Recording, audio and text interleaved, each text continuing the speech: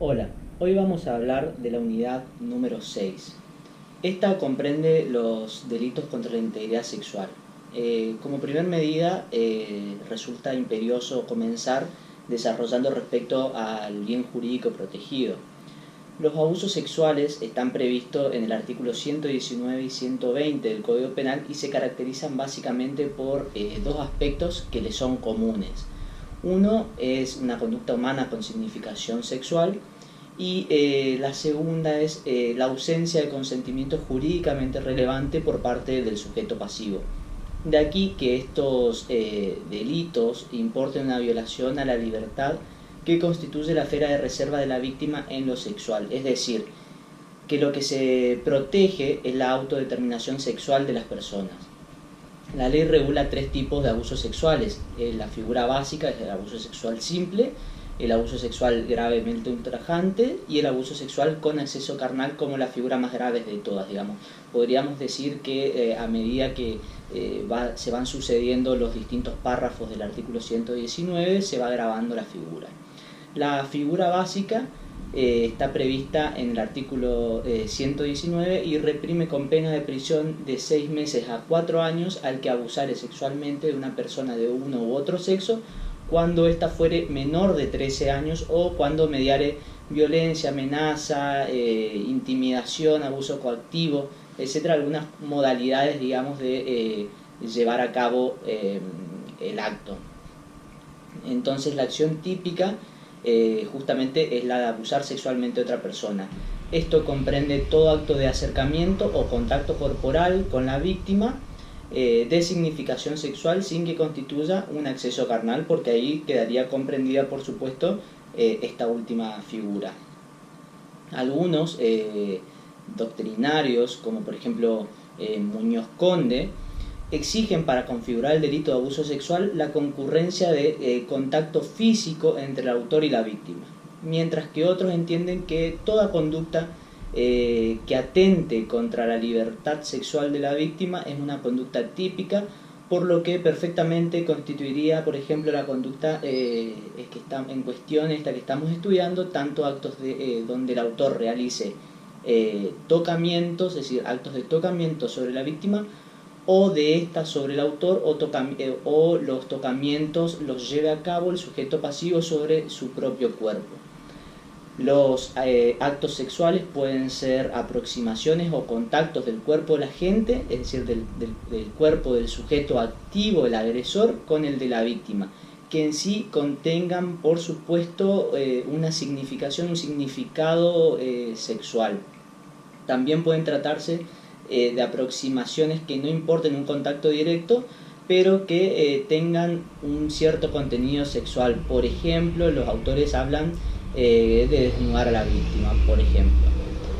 No siempre el significado sexual depende del lugar del cuerpo de la víctima, sino que puede ser cualquier parte del cuerpo también, no solamente del sujeto pasivo, sino también del autor, quien le otorga ese carácter por la parte del cuerpo que el sujeto justamente activo, es decir, el mismo autor, acerca a la víctima. Por ejemplo, acercamiento del miembro viril a alguna parte del cuerpo sin contenido, el cuerpo de la víctima sin contenido sexual. Respecto al contenido subjetivo, cuando el acto es en sí objetivamente impúdico, va a constituir o constituirá a un abuso sexual, aunque de manera subjetiva el autor haya tenido miras distintas. Por ejemplo, se menciona el animus injuriandi, pero cuando de modo objetivo el acto es sexualmente irrelevante, será el autor, el sujeto activo, que le otorgue de manera subjetiva el carácter sexual. Entonces, tenemos distintas circunstancias de criminalidad. Por ejemplo, la víctima menor de 13 años. La ley, en este sentido, la ley 25.087 introduce la modificación referente a la calidad de la víctima. Actualmente debe tratarse de un menor de 13 años, es decir, un año más de los 12 que se prevía en la figura derogada. La presunción de incapacidad del menor de 13 años es iure de iure, es decir, no admite prueba en contra. por lo que una vez verificada la edad de la víctima se tendrá por configurado también el delito. Luego tenemos además la preparación con violencia o amenaza, anulación de la libertad sexual de la víctima mediante un abuso coactivo o intimidatorio, se debe originar en una relación de dependencia, autoridad o poder. El fundamento de la inclusión de esta modalidad delictiva se encuentra justamente en la relación de superioridad que media entre el sujeto activo y el sujeto pasivo. Dicha superioridad debe proyectarse en el ámbito de la autodeterminación de la víctima, en el sentido que restrinja su capacidad de decisión. No se olvide que justamente es un atentado contra la libertad sexual de la víctima.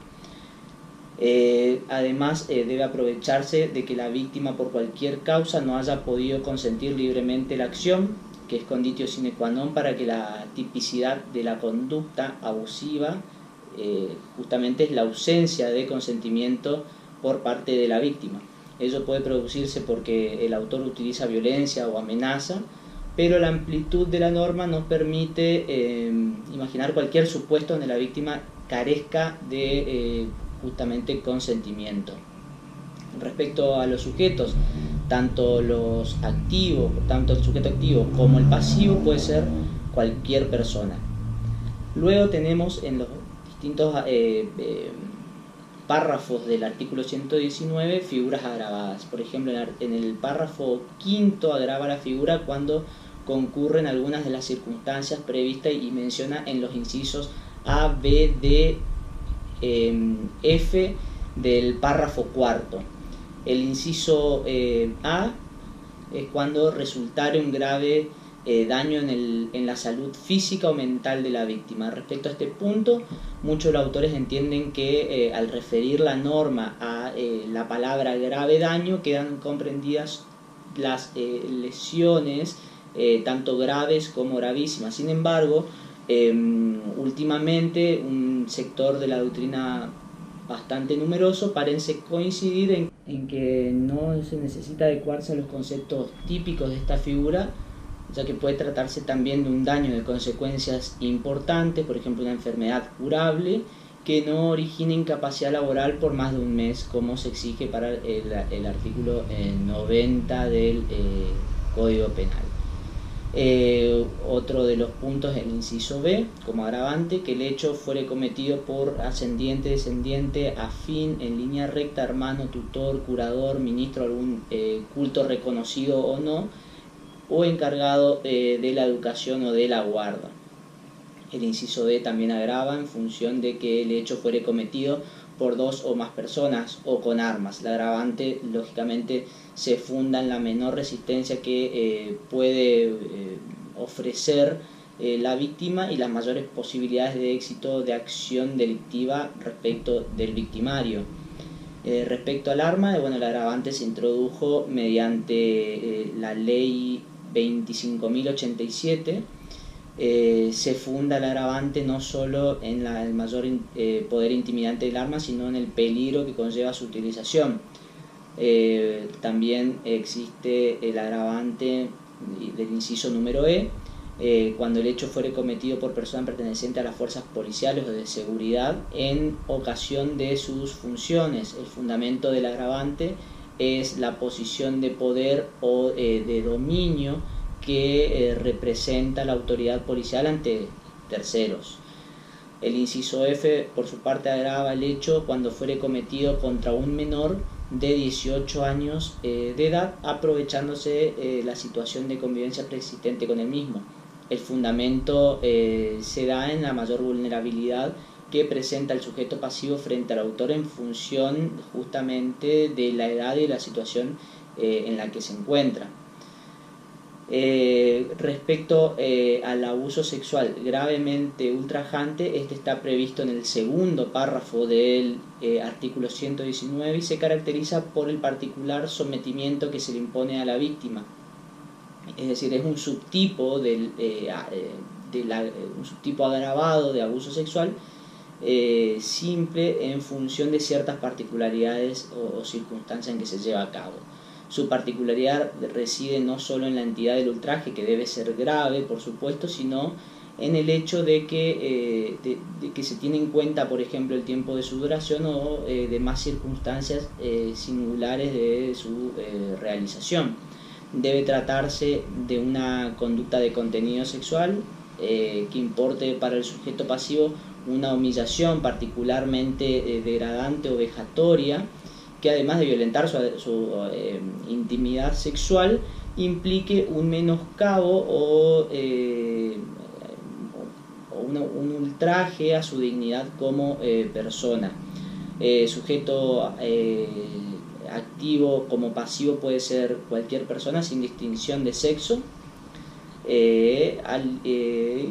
Posteriormente, como una figura más grave que esta mencionada, tenemos el abuso sexual con acceso carnal. Por acceso carnal se entiende la penetración del órgano genital masculino en orificio natural de otra persona, sea por vía normal o anormal, de modo que dé lugar al coito o a un equivalente anormal del mismo. No es necesario que el acto sexual alcance la perfección fisiológica, que se produzca la eyaculación ni que la penetración sea completa. La libertad sexual que la ley tutela o protege se ve afectado tanto en uno como en otros casos. Se dividen las opiniones en relación a incluir o excluir del concepto de acceso carnal, la penetración del miembro masculino en la boca del sujeto pasivo, es decir, la fellatio ignore. Acá podemos encontrar opiniones diferentes e inclusive que varían hasta inclusive en el mismo procedimiento penal de una provincia a otra. Con la modificación operada por la ley 25.087 se introduce la frase por cualquier vía, pero esto tampoco sirvió para solucionar o dar un concepto más acabado respecto al mismo. La penetración importa la llegada del órgano sexual masculino en el interior del órgano de la víctima, es decir, en zonas que normalmente no están en contacto con el mundo exterior. En virtud de esto, la doctrina habla de penetración perfecta e imperfecta. Quedan comprendidas en el concepto de la ley las penetraciones más mínimas, que el órgano sexual masculino alcance zonas que normalmente no están en contacto con el exterior, como ocurre con el llamado coito vulvar o vestibular. El sujeto activo puede ser solamente, en este caso, a diferencia de los restantes, solamente un hombre, pues es quien tiene la posibilidad de acceder en el sentido expuesto por la norma.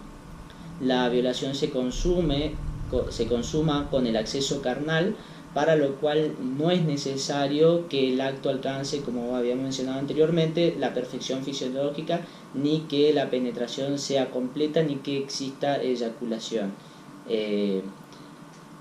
Luego, en el artículo 120, encontramos lo que se denomina estupro. Las modalidades del delito de estupro se relacionan con las acciones previstas en los párrafos segundo y tercero del artículo 119, es decir, que existe estupro bajo la modalidad de abuso sexual gravemente ultrajante y estupro con acceso carnal. La nota común de ambas figuras es la presencia o la no presencia del consentimiento por parte de la víctima, o que dicho lo que importa aquí es que, si bien existe un consentimiento, este consentimiento no puede ser entendido como un consentimiento válido, es decir, es la negación de ese consentimiento en función de que el abuso se da en una situación de superioridad en la que incurre el autor. El sujeto activo puede ser cualquier persona, pero si es un estupro con acceso carnal, solamente puede ser un hombre. Respecto al sujeto pasivo, es decir, puede ser una persona tanto del sexo masculino como femenino.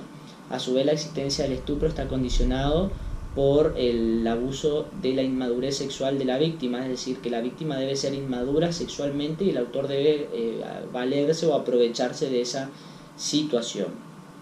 Luego encontramos las figuras de corrupción y prostitución previstas desde a partir del artículo 125 hasta el artículo 129.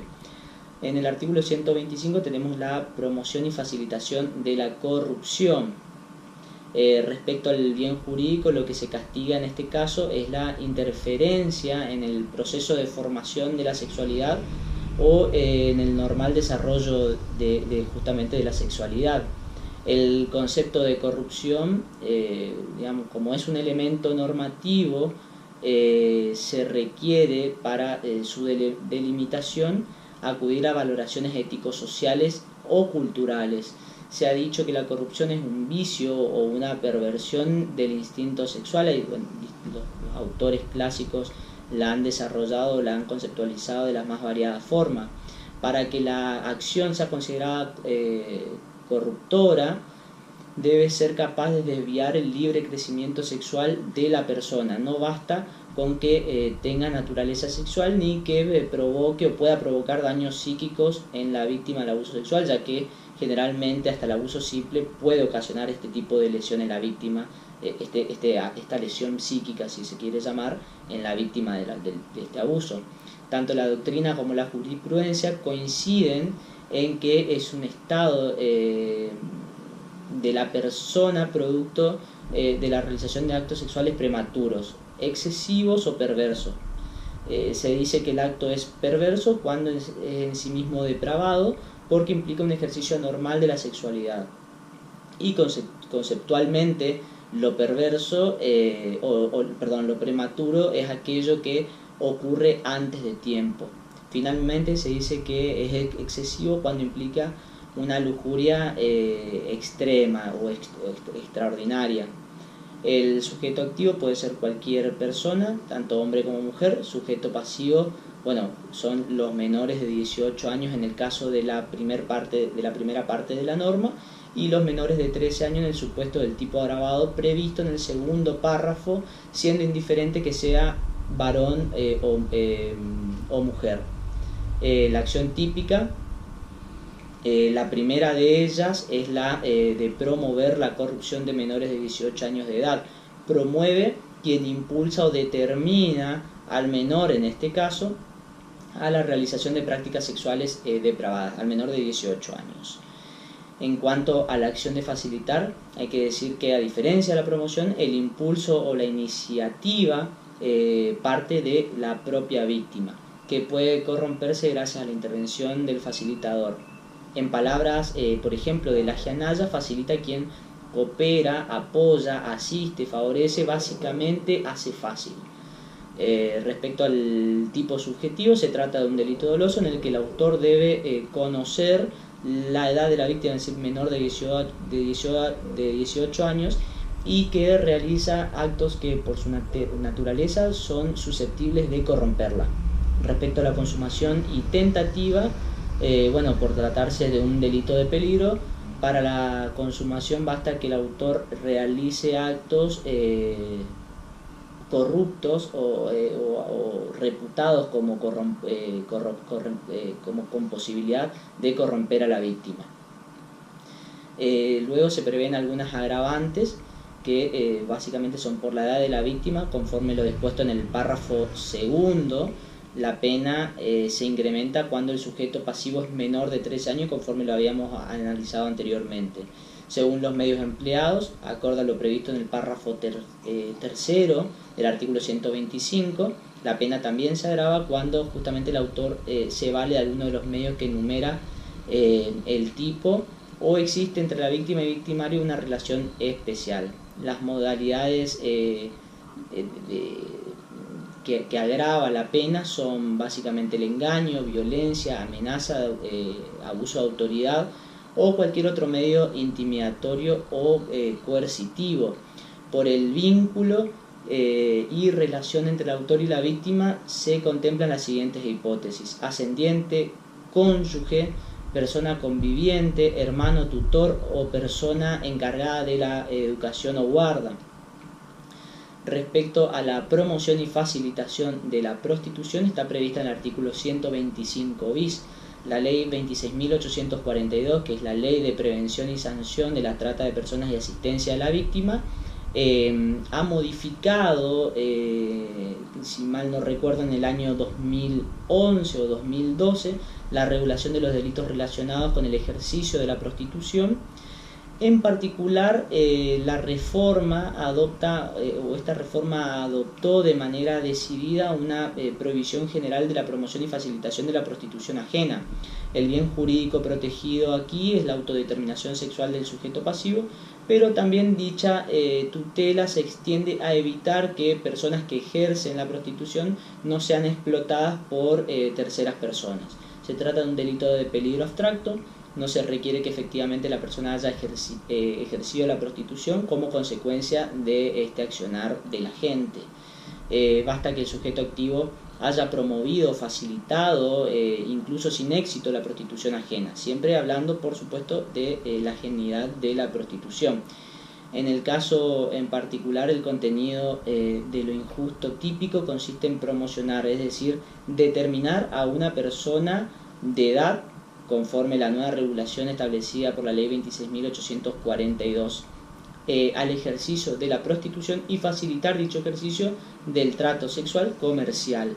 En el caso de que el sujeto pasivo sea una persona menor de 18 años, se agrava la pena conforme se prevé en el artículo ya 126 posterior o con la reforma operada.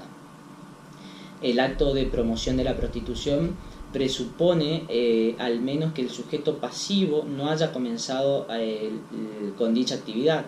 La acción de facilitación consiste en dotar al sujeto pasivo de los medios necesarios o útiles para él para mantener su estado de prostitución. Como habíamos mencionado, el artículo 126 prevé el agravante, que son las mismas del artículo anterior. La explotación económica de la prostitución ajena está prevista en el artículo 127, donde el bien jurídico tutelado es justamente y sigue siendo básicamente, al igual que los otros artículos tratados, la autodeterminación sexual de la persona que ejerce la prostitución. La acción típica consiste en explotar económicamente la prostitución de otra persona, es decir, la prostitución ajena. Es decir, la acción de explotar se vincula con la obtención de ganancias o réditos, pero por supuesto económicos, derivados justamente de esa actividad sexual ajena. El consentimiento del sujeto pasivo, en este caso, carece de insignificancia, ya que el acento está puesto justamente en la actividad de quien se vale económicamente del ejercicio sexual, llámese prostitución ajena. En el artículo 128 tenemos ya la difusión de imágenes y espectáculos pornográficos de menores. El bien jurídico protegido, aquí, luego de la reforma, siguiendo en este punto a Cafferata Nores, por ejemplo, parece claro que el objeto o el objetivo primordial es la incriminación de básicamente reprimir la explotación de niños en la producción de imágenes con contenido pornográfico. Respecto al tipo objetivo podemos hacer ciertas consideraciones. En el primer párrafo se ponen las acciones de producir, financiar, ofrecer, comerciar, publicar, facilitar, distribuir, divulgar por cualquier medio imágenes pornográficas de menores de 18 años de edad como sujeto pasivo de la acción, así como organizar espectáculos en vivos de este tipo o de este tenor, donde participen justamente menores de 18 años. En el segundo párrafo se introduce como típica la tenencia de este material o de estas representaciones con fines inequívocos de distribución o comercialización, donde ya encontramos un elemento al determinar fines inequívocos, ya subjetivos distintos de el dolo. Por último, el tercer párrafo tipifica la facilitación de acceso a ver espectáculos pornográficos o el suministro o suministrarle material de este tipo. El sujeto activo puede ser cualquier persona que realice las conductas descritas en la norma, por lo que es un delicta comunia, pudiéndose aplicar las reglas generales a la participación. No se ha contemplado agravante por la calidad del autor, por ejemplo, padre, tutor, curador, hermano, etcétera, como las figuras anteriores. El sujeto pasivo solo lo serán los menores de 18 años de edad con relación a la primera parte de la norma. El límite desciende a los 14 años respecto a menores a los que se le facilite el acceso a espectáculos pornográficos o se le suministre el material pornográfico conforme el párrafo tercero. Respecto al tipo subjetivo, bueno, en principio estamos frente a un tipo penal doloso. El artículo 129 prevé lo que se denomina exhibiciones obscenas. Se tutela aquí el derecho de la persona adulta a no ser confrontada con el acto sexual de otros sin su voluntad, es decir, a no soportar los actos obscenos de terceras personas, procurando de esta forma evitar justamente la intromisión en la esfera de la libertad sexual de cada uno. Respecto a este concepto podemos mencionar concepto brindado por Núñez, quien se ha referido al obsceno como a lo impúdico, lo lujurioso, lo que es sexualmente vicioso por presentar o representar un exceso respecto del sexo, concluyendo que el obsceno es básicamente lo lujurioso. Soler reconocía que no existe nada que en sí mismo pueda ser calificado de obsceno sin consideración a ciertas circunstancias de naturaleza no objetiva que le imprimen justamente el carácter de obsceno. Más allá de esta polémica en la que Núñez parece inclinarse hacia una realidad o hacia un aspecto más objetivo y Soler hacia una intencionalidad más subjetiva, ninguno de los dos autores prescinden del restante elemento, es decir, ni uno del subjetivo ni el otro del objetivo. Respecto a la estructura típica, podemos encontrar como sujeto activo que va a ser autor tanto el que ejecuta como el que hace ejecutar.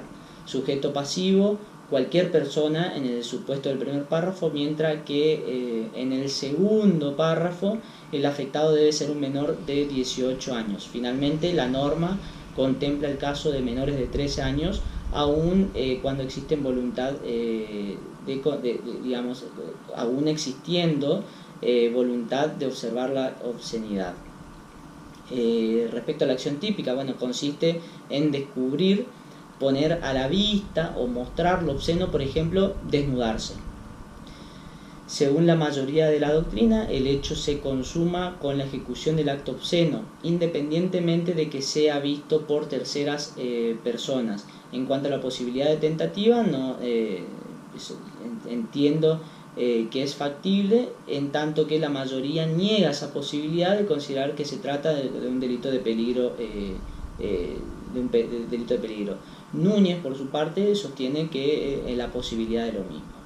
El artículo 130 encontramos lo que se denomina rapto sexual. Esta figura persigue la protección de la libertad individual, preservando la reserva sexual de la víctima mediante dos modalidades. En una de ellas, el rapto propio, el sujeto activo actúa con la voluntad, con voluntad de la víctima. En el otro, llamado rapto impropio, logra viciar su voluntad obteniendo un consentimiento que por sus condiciones no resulta válido. El rapto propio, entonces, previsto en el párrafo primero del artículo 130, cuenta con un sujeto activo que puede ser tanto el hombre como la mujer. El sujeto pasivo puede ser cualquier persona sin distinción de edad en el caso del primer párrafo. Si existe consentimiento, el sujeto pasivo debe ser menor de 16 años. Finalmente, la figura se agrava cuando la víctima es menor de 13 años. La acción típica consiste en sustraer o retener a una persona a través de los medios que enumera la norma. Sustraer es básicamente sacar o separar a la víctima del lugar donde se encuentra, mientras que retener es privarla o no devolverla, impidiendo el desplazamiento de la misma para apartarse del lugar donde se encuentra.